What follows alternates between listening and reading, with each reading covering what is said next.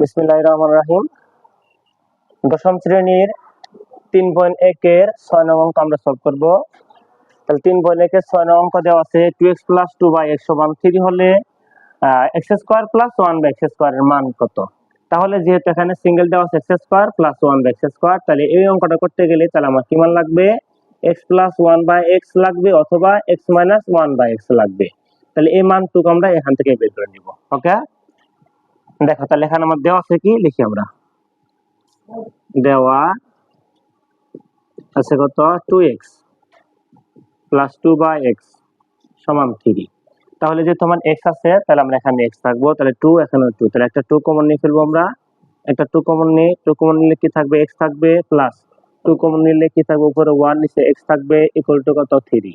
তাহলে এখানে 2 আছে গুণ, তাহলে এই পাশে যায় কি হবে? ভাগ। সুতরাং x প্লাস কত? 1/x equal to 3/2।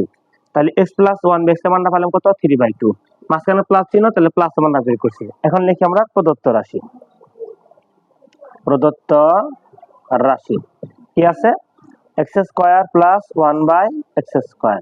তাহলে a² + b², তাহলে বান্দা পাইছি প্লাসের, সূত্র হবে কি? প্লাসের। তাহলে a² + b² সূত্র হচ্ছে a প্লাস কত? b whole square minus 2ab। তাহলে এই এক্সেস কাটা, দেখো এইটুকু মান পেয়েছি কত আমরা? 3/2। তাহলে প্লাসের মানটা পাইছি কত আমরা? 3/2। 3/2 উপরে হোল স্কয়ার থাকলো, মাইনাস 2 থাকলো।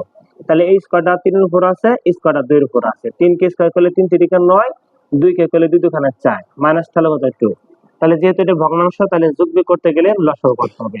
এই 2 নিচে কি আছে বলে মনে 1 আছে, তাহলে 1 এখানে 4, তাহলে লসাগু করলে 4। তাহলে এই নিচে 1 দিয়ে 4 কে ভাগ করলে পাবো কত আমরা? 4। সরি, দেখো তাহলে নিচে 1 এখানে 4, লসাগু হলো 4।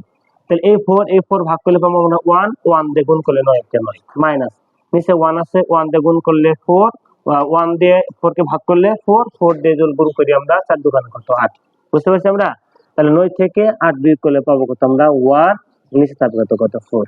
এরই आंसर। তাহলে আমরা কি পেলাম? x² + 1/x² মান পেলাম কত আমরা? 1/4।